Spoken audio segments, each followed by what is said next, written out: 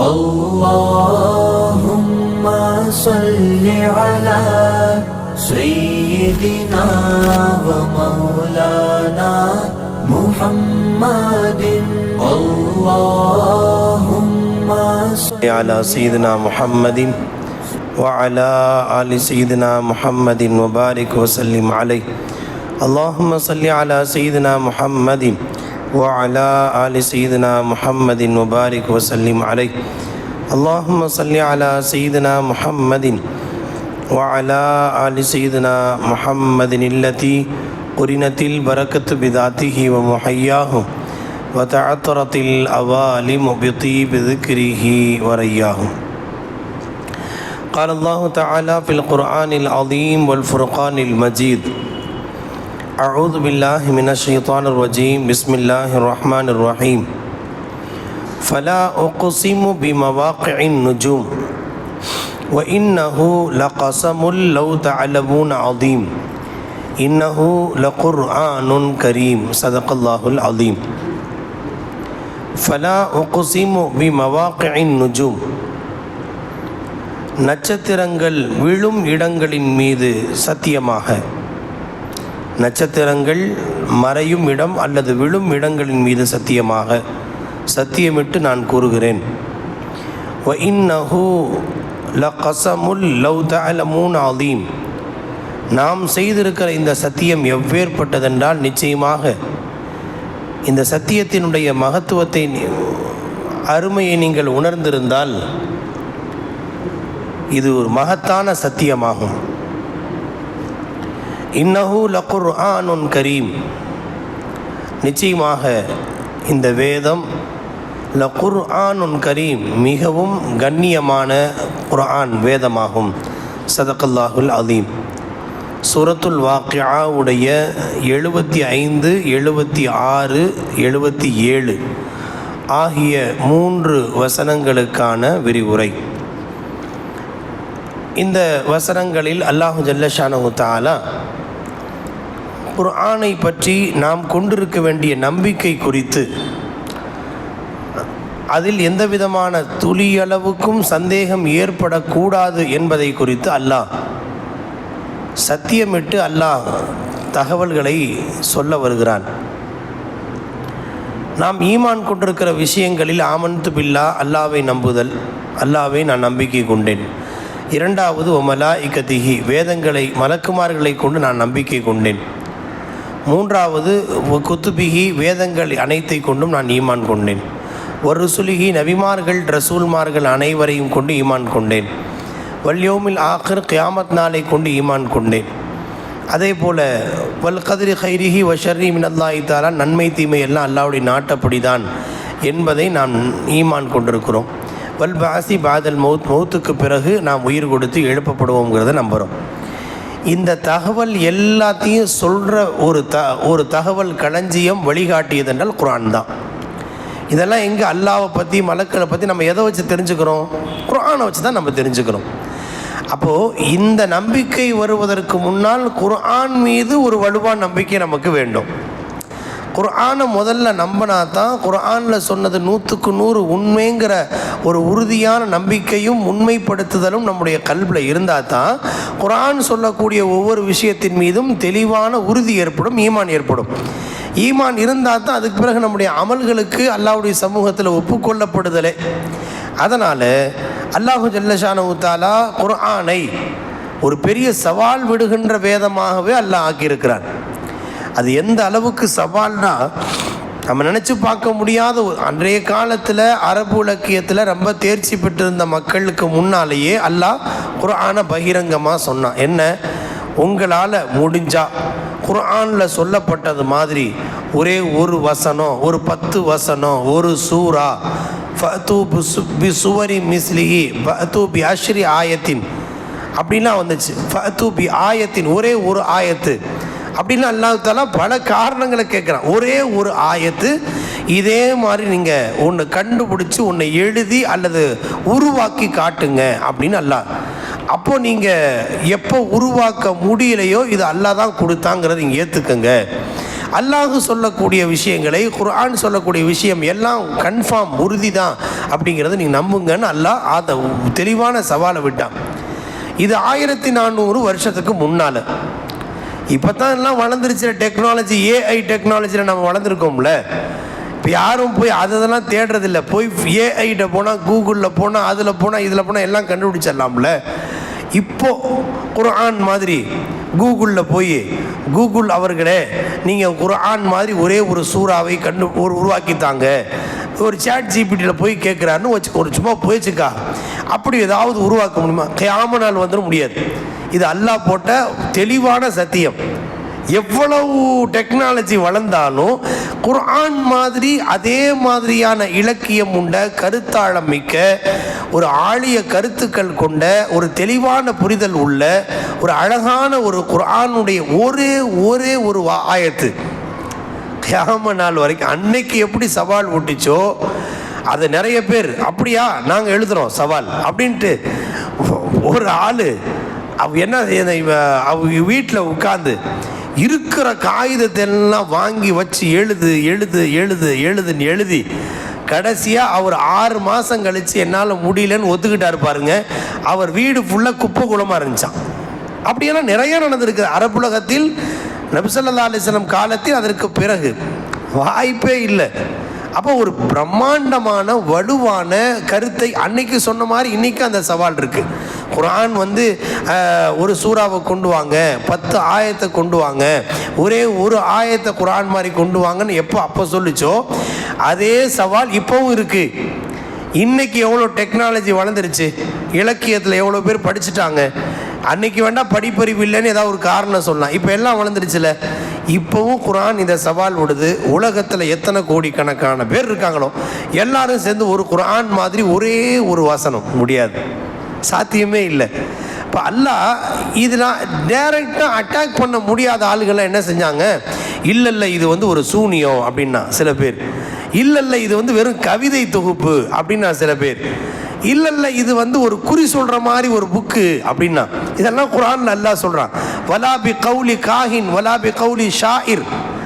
இப்போ இது கவிஞருடைய சொல்லு கிடையாது, இது குறிகாரன் சொல்கிற சொல்லு கிடையாது, இது சூனியம் கிடையாது. நீங்கள் பாட்டு அதாவது உன்னை ஜெயிக்க முடியலன்னா அதுக்கு எதையாவது ஒரு சப்பக்கட்டு கட்டணும்னு சொல்கிறாங்கல்ல, அது மாதிரி எதையோ சொன்னான். இப்போ அல்லாஹு ஜல்லஷானஹு தஆலா இப்போது குர்ஆன் மீது நமக்கு எவ்வளவு கண்ணியம் இருக்கணும், எவ்வளவு நம்பிக்கை இருக்கணும் அப்படிங்கிறத நிரூபணம் செய்கிறதுக்காக ஒருத்தர் ஒரு விஷயத்தை சொல்கிறாருங்க. அவர் எதிர்த்தரப்பில் சொல்கிறவரு இல்லை அப்படிலாம் கிடையாது அப்படின்னு சொல்லி அதை மறுக்கிறார், ரிஜெக்ட் பண்ணுறாருன்னு வைங்க. அப்போ நாம் என்ன செய்வோம்? அதை ஏற்றுக்கிறதுக்கு கன்ஃபார்ம் பண்ணுறதுக்காக இன்னும் கொஞ்சம் அழுத்தி சொல்லுவோம். அதாவது நான் டவுனுக்கு போயிருந்தேன், அவரை பார்த்தேங்க அப்படின்னு ஒருத்தரை பார்த்து சொல்கிறோம்.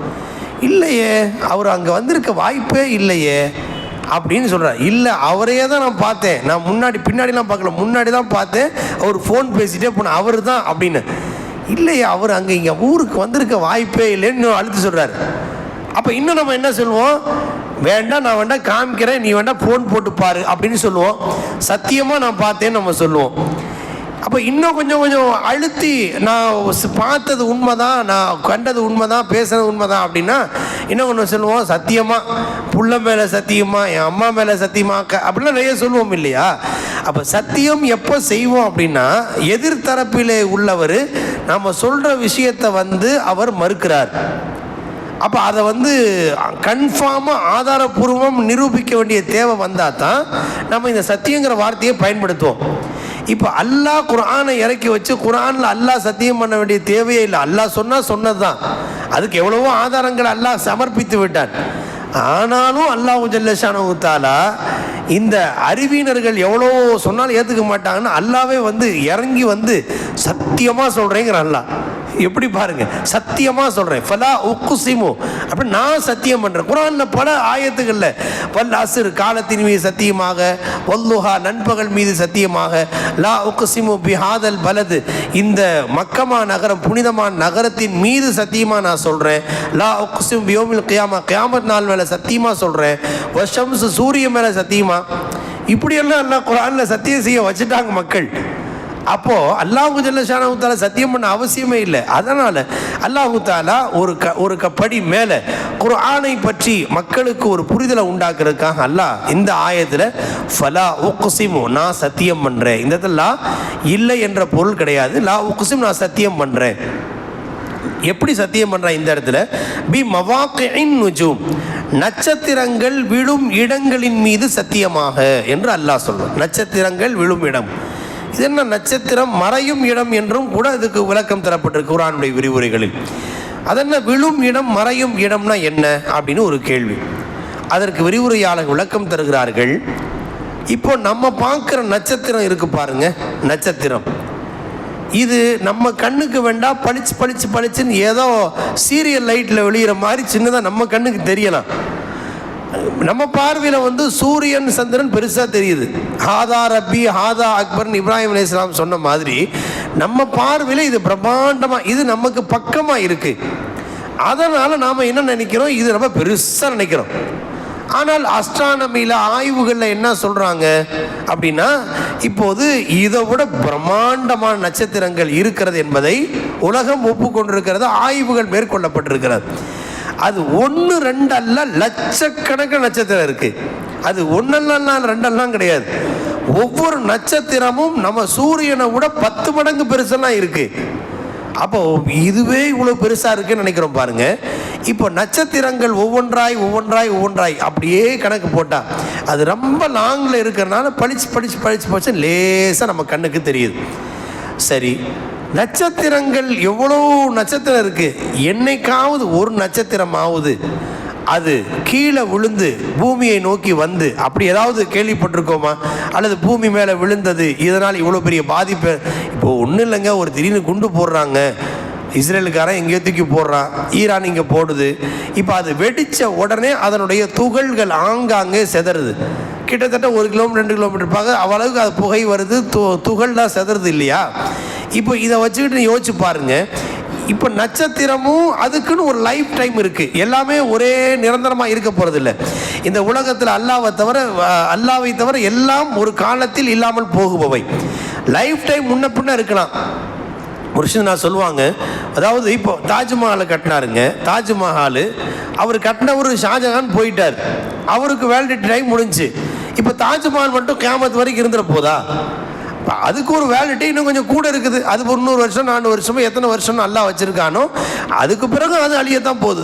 இப்போ நம்ம பூமியை பார்த்தா நிலையாக நம்ம நினச்சிட்டு இருக்கிறோம். இல்லை, வஹுமிலத்தில் அறந்து வல் ஜிபாலு ஃபதுக்கத்தா தக்கத்தம் வாஹிதா, பூமி மலை எல்லாமே சுக்குநூறாக ஆயிடும் அப்படின்னு அல்லாஹ் குர்ஆனில் சொல்கிறான். அப்போ இதெல்லாம் என்ன நமக்குன்னா எதுவுமே நிரந்தரமானது அல்ல. அப்போ நட்சத்திரமும் ஒரு குறிப்பிட்ட காலத்துக்கு பிறகு அது ஒளி இழந்து விடும், அது தூக்கி எறியப்பட்டுரும், அப்படிலாம் இருக்குது. அப்போ எரியப்படுகின்ற நட்சத்திரம் ஏன் இங்கே பூமியை நோக்கியோ அங்கே எங்கே ஏதாவது விழுந்து நட்சத்திரம் இதனுடன் மோதியது, இதனால் இதன் பக்கம் விண்வெளியிலே பெரிய பிரம்மாண்டமான வெடிப்புகள் ஏற்பட்டன, அப்படி எங்கேயாவது நம்ம கேள்விப்படுறோமா? அப்போ இரு நட்சத்திரங்கள் ஷைத்தானை நோக்கி எரியப்படுவது என்பதெல்லாம் வேறு விஷயம். ஆனால் ஒரு கோள் இன்னொரு கோளுடன் மோதி கொண்டதால் வெடித்து சிதறி பிரம்மாண்டமாக அப்படின்னு எங்கேயாவது இருக்கா?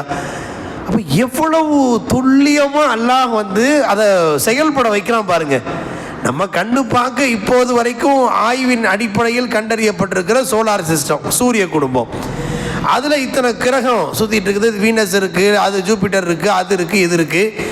அப்போது வியாழன் கிரகம் இருக்குது, பூமி இருக்குது, செவ்வாய் கிரகம் இருக்குங்க, ப்ளூட்டோ நெப்டியூன் வரைக்கும் எல்லாம் ஒவ்வொன்றா சொல்கிறாங்க. இது எல்லாம் ஒரே வட்டத்தில் அழகாக சுற்றிக்கிட்டே நீள்வட்ட பாதையில் சுற்றுது. குர்லுன் ஃபீ ஃபலக்கு யஸ்பஹூன் அல்லாஹ் சொல்கிறான். இது என்னைக்காவது ஒன்று இன்னொன்றை விட முந்தியது பிந்தியது அப்படிங்கிற பேச்சு இல்லாத அளவுக்கு. அது ஏன் இவ்வளவு? நம்ம பூமியவே எடுத்துக்கங்களேன், நம்ம வாழ்கிற இந்த பூமி இன்னைக்கு என்னங்க, மார்ச் 9வது நாள். இன்னைக்கு சூரிய உதயம் என்ன? சூரிய உதயம் 6 என்ன எத்தனை வருது? 5:50. இப்போ 5:50ன்னு வைங்க. இப்போது இந்த கணக்கு வச்சுக்கிட்டு ஒரு உதாரணத்துக்கு நீ யோசிச்சு பாருங்கள். 5:50க்கு இன்னைக்கு சூரியன் உதயம். ஒரு 100 வருஷம் கழிச்சு சூரிய உதயம் என்னன்னா அதே டைம் தான். இல்லை முன்னாடி எல்லாம் கொஞ்சம் முன்ன பின்ன இருந்துச்சு, இப்போ ஏதாவது குறைஞ்சிருச்சு. 5:50 தானே, வேறு டைம் மாறிடுச்சா? 5:50 தானே, 5:50. சரி, இவருக்கு 5:50 கணக்கு வச்சுக்க. ஒரு உதாரணத்துக்கு இப்போது நான் சொல்ல வருவது, மார்ச் 9 நான் 100 வருஷம் கழிச்சு, இப்போ 2026, 2126 மார்ச் மாதம் 9ஆம் தேதி சூரிய உதயம் 100 வருஷத்துக்கு முன்னாடி எண்ணி இருந்துச்சு, அதே மாதிரி தான் இருக்க போகுது. அதில் என்ன மாற்றமும் கிடையாது. அல்லாஹ் இன்னும் இந்த பூமியை நீட்டி வச்சு கியாமத் நாள் இன்னும் தள்ளிட்டே போகும். அல்லாஹ் எப்படி வச்சிருக்கான்னு அல்லாஹ் மட்டும் அறிந்தவன். இல்மு சா ஒரு 500 வருஷம் கழிச்சு வச்சுங்க. ஒரு உதாரணத்துக்கு 2526ன்னு வைங்க.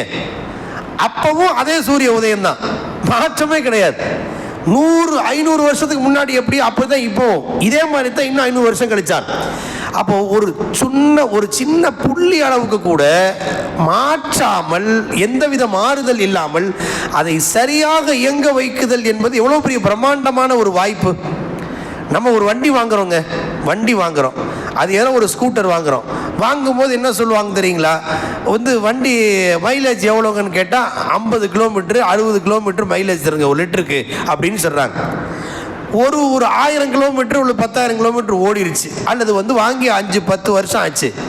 என்னங்க மைலேஜ் தருன்னா 25, 50 சொல்லிட்டு இருந்தீங்க அப்படின்னா, இப்போலாம் தேய்மானம் ஆயிடுச்சு, முன்ன மாதிரி இது வர்றதில்லை அப்படின்னு சொல்கிறோம். அப்போ ஒரு பொருள் இயக்கம் ஆக ஆக தேய்மானம் ஆச்சுன்னா பழைய மைலேஜ் வர்றதில்லைல்ல, பழைய இயக்கம் இருக்கிறது இல்லைல்ல. இதை நம்ம அறிவு ஏற்றுக்குதா இல்லையா? இப்போ மனித கண்டுபிடிப்பு இது. பூமி படைக்கப்பட்ட நாள்ல இருந்து எவ்வளோ தடவை எத்தனை முறை சுற்றிட்டு இருக்கு. இப்போ முன்னாடி எல்லாம் 26 மணி நேரம் இருந்துச்சு, இப்போ அது தேய்மானம் ஆகி இப்போ 24 மணி நேரம் ஆயிடுச்சு. என்னைக்கு அது இருக்கா? இல்லவே கிடையாது. அப்போ அவ்வளவு நுணுக்கமாய் துல்லியமாய் அதை அல்லாஹ் இயக்குகிறான். அப்போ அதே மாதிரி தான் நட்சத்திரங்களும். அது ஒரு குறிப்பிட்ட காலம் அது ஒவ்வொன்றாக இயங்கி ஒரு குறிப்பிட்ட ஸ்டேஜ் வரும், அவைகளும் ஒளி இழந்து அது விழுந்து விடும். அதைத்தான் மவாக்கிஅன் நுஜூம்னு அல்லாஹ் சொல்கிறான். இப்போது சூரிய குடும்பம், இது மாதிரி நிறைய சூரிய குடும்பம்லாம் இருக்குது. இதெல்லாம் சேர்த்து மில்கி வே, பால்வழி அண்டம் என்று சொல்கிறார்கள் ஆய்வாளர்கள்.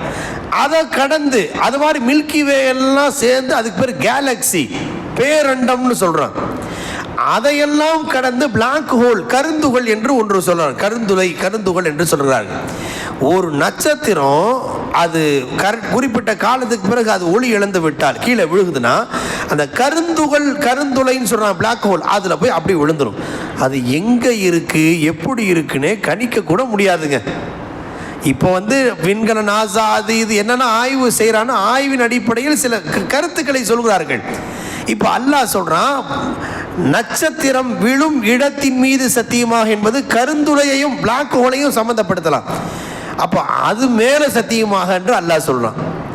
இதில் ஏன் அல்லாஹ் சத்தியம் பண்ணோம் அப்படின்னா, நீங்கள் சூரியன் சந்திரனை மட்டும் கண்ட்ரோல் நினைக்காதீங்க. சூரியன் சந்திரன் கண்ட்ரோல் பண்ணுறது மட்டுமல்ல, இவ்வளோ பிளானெட்ஸ், கிரகங்கள், இதையும் கண்ட்ரோல் பண்ணி, அதை கடந்து மில்கி வே அதையும் கண்ட்ரோல் பண்ணி, அதை கடந்து கேலக்சி பேரண்டம் அதையும் கண்ட்ரோல் பண்ணி, அதை கடந்து கருந்துளை பிளாக் ஹோல் அதையெல்லாம் கண்ட்ரோல் பண்ணி வச்சிருக்கிற அல்லாஹ் தன் ஆதிக்கத்தின் மீது சத்தியமாக சொல்கிறேன். இப்போ அல்லாஹ் ஆதிக்கத்தை இதை சொல்லிட்டு அடுத்த வார்த்தை சொல்கிறான் பாருங்க. நான் சொன்ன சத்தியம் எப்படிப்பட்ட சத்தியம் தெரியுங்களா? வஇன்னஹு லகஸமுல் லவ் தஅலமூன அதீம். நீங்கள் அறிந்துக்கிட்டா, நீங்கள் நல்லா புரிஞ்சுக்கிட்டா, நான் செஞ்ச இந்த சத்தியம் பிரம்மாண்டமான சத்தியங்கிறான் அல்லாஹ். சும்மா சத்தியம் இல்லை, சூரியன் மீது சத்தியமாக சந்திரன் மீது சத்தியமான்னு சொல்ல. அல்லாஹ் இவ்வளவு அழுத்தமாக சொல்கிறான். எவ்வளோ பெரிய பிரம்மாண்டமாக இவ்வளோ பிரபஞ்சத்தை ஃபுல் கண்ட்ரோலில் வச்சிருக்கிற நான் சத்தியம் பண்ணுறேன். இப்போ நான் சொல்கிறத நீ ஏற்றுக்கிறீங்களா அப்படின்னு சொல்லிட்டு, இன்னஹு லகுர்ஆன் கரீம், இந்த குர்ஆன் கண்ணியமான வேதம் என்று அல்லாஹ் குர்ஆனுடைய கண்ணியத்தை உணர்த்துறதுக்கு அல்லாஹ் இதுக்கு முதல் 2 வசனத்தில் இவ்வளவு தூரம் தன்னுடைய ஆதிக்கம் இருக்குது, கட்டுப்பாடு இருக்குது, இப்போ நான் சொல்கிறேன் ஏற்றுக்கங்க அப்படின்னு அல்லாஹ் சொல்கிறான். இதில் இந்த உலகமே ஒப்புக்கொண்ட உண்மை என்னன்னு சொன்னால், சூரியனோ சந்திரனோ இந்த பிரபஞ்சமோ கேலக்சி பிளாக் ஹோல் எதுவாக இருந்தாலும் யாருமே அவன் தன்னுடைய சுய கட்டுப்பாட்டில், மனிதன் கட்டுப்பாட்டில் கொண்டு வர முடியாதுங்கிற ஏற்றுக்கிறான்ல. அது ஏன் கண்ட்ரோலில் இருக்குது, அந்த கண்ட்ரோலில் இருக்கிற என் ஆதிக்கத்தின் மீது சத்தியமிட்டு நான் சொல்கிறேன்னு சொல்லிட்டு அல்லாஹ் குர்ஆனை பற்றி, குர்ஆனுடைய கண்ணியத்தை பற்றி அல்லாஹ் அதை தொடர்ந்து பேசுகிறான். இந்த ஆயத்தில் விரிவுரையாளர்கள் பல்வேறு விளக்கங்களை சொல்லியிருக்கிறாங்க. குறிப்பாக இப்னு அப்பாஸ் ரலியல்லாஹு சொல்கிறாங்க, அல்லாஹ் நட்சத்திரம் விழும் இடத்தின் மீது சத்தியமாக ஏன் அல்லாஹ் சொல்கிறான். இதுக்கு இன்னொரு அர்த்தம், நட்சத்திரம் மறைவதன் மீது சத்தியமாகன்னு அர்த்தம். நட்சத்திரம் மறைவிடத்தின் மீது சத்தியமாக அப்படின்னா என்ன அர்த்தம்? இப்போது சூரியன் மறையுதுன்னு வைங்க, சூரியன் மறையுது, மறைய மறைய இப்போது மேற்கு பக்கம் மறையுதா, அப்போ கிழக்கு பகுதி அப்படியே இருட்டாயிட்டே வரும். மேற்கு பக்கம் பார்த்தா செம்மேகமாக இருக்கும், அப்படி நெருப்பு மாதிரி தெரியும். கொஞ்சம் கொஞ்சமாக மறைய மறைய கிழக்கு பகுதியில் அப்படியே பளிச்சு பளிச்சு பளிச்சு பளிச்சுன்னு ஒவ்வொன்றா நட்சத்திரம் தெரியும். இப்போ சுத்தமாக மறைஞ்ச பிறகு பார்த்தா வானம் ஃபுல்லாக இருட்டாகி ஃபுல் நட்சத்திரம் தெரியும். மறுநாள் காலையில் சூரியன் உதயமாகுது கிழக்கு பக்கம். அப்போ கிழக்கு பக்கம் உருவாகும் உதயத்தினுடைய வெளிச்ச கீற்றுக்கள் வரும் பாருங்க, மேற்கு பக்கம் பார்த்தா இருட்டாக இருக்கும். அப்போ பார்த்தா நட்சத்திரங்கள் இருக்கும். அது கொஞ்சம் கொஞ்சமாக மேல் எழுகிற போது சூரிய சந்திர நட்சத்திரங்கள் கொஞ்சம் கொஞ்சமாக மறையும். அப்போது மொத்தமாக நட்சத்திரங்கள் பளிச்சுன்னு நம்ம லைட்டை போட்டு ஆண்டு வர்றதுலாம் இல்லை, கொஞ்சம் கொஞ்சமாக மறையுது, கொஞ்சம் கொஞ்சமாக அது வருகிறது, பார்வையில் படுது. அது மாதிரி குர்ஆன் என்பதும் கொஞ்சம் கொஞ்சமாக மக்களுக்கு கொடுக்கப்பட்டது. அதை வேக வகி அப்படின்னு ஹஸரத் இப்னு அப்பாஸ் ரலியல்லாஹு நுஜூம் என்ற வார்த்தைக்கு விளக்கம் தர்றாங்க. குர்ஆனை அல்லாஹ் நட்சத்திரத்தோடு சம்பந்தப்படுத்தி இந்த இடத்துல சொல்கிறான். ஏனென்றால் தஃப்சீருடைய விரிவுரையாளர்களின் தலைவர் ஹஸரத் இப்னு அப்பாஸ் ரலியல்லாஹு, அவங்க நட்சத்திரத்தை ஏன் அல்லாஹ் இங்கே சொல்கிறாங்கிறதுக்கு ஒரு விளக்கம் சொல்கிறாங்க. அதே மாதிரி நட்சத்திரம் அப்படிங்கிறது வழிகாட்டக்கூடிய ஒரு கைட்லைன்ஸ், ஒரு வழிகாட்டி. இன்றைக்கி தான் ஜிபிஎஸ், கூகுள் மேப்பு அதெல்லாம் பார்த்து 200 மீட்டரில் ரைட்டில் வளைக, லெஃப்டில் வளைக நம்ம பேசிக்கிறோம். ஒரு ஒரு ஒரு 500-600 வருஷங்களுக்கு முன்னால், 1400 வருஷத்துக்கு முன்னால் வழிகாட்டி என்ன நட்சத்திரம் தான். வபின் நஜ்மி ஹும் யஹ்ததூன் அல்லாஹ் குர்ஆனில் சொல்கிறோம். அப்போலாம் என்ன கணக்கு வச்சுருப்பாங்கன்னா, வானியல் ஆய்வு அப்போ வளர்ந்துருந்த அடிப்படையில் இந்த சந்திரன் பக்கத்தில் ஒரு சின்னதாக வீனஸ் இருக்கு பார், இந்த இருந்தால் இது கிழக்கு, இது மேற்கு அப்படின்னு ஒரு கணக்கு வச்சுருப்பாங்க. அப்போதெல்லாம் இருட்டில் வந்து லைட்டு, ஸ்ட்ரீட் லைட்டு, ஜிபிஎஸ் ஒன்றும் கிடையாது, அதை மாதிரி வளர்ச்சி இல்லாத காலம் அப்போதெல்லாம். அப்போ அவங்க கடலில் பிரயாணம் செய்வாங்க, கடல் வழி மார்க்கமாக காடு வனாந்திரங்களை பிரயாணம் செய்வாங்க. அந்த சமயத்தில் நம்ம போயிட்டு இருக்கிற ரூட்டு சரிதானான்னு தெரியாது, கிழக்கா மேற்கில் போகிறோமா அப்படிங்கிறது தெரியாது. அப்போ என்ன செய்வாங்க, நட்சத்திரத்தை கணக்கு வச்சுக்குவாங்க. இந்த நட்சத்திரம் இங்கே வந்துச்சுன்னா இது வந்து கிழக்கு போகுதுன்னு அர்த்தம், இந்த நட்சத்திரம் இங்கே இடத்துல வந்துச்சுன்னா இது நமக்கு தெரியல, நம்ம வந்து பளிச்சுன்னு ஏதோ ஒரு அதான் பார்க்குறோம்.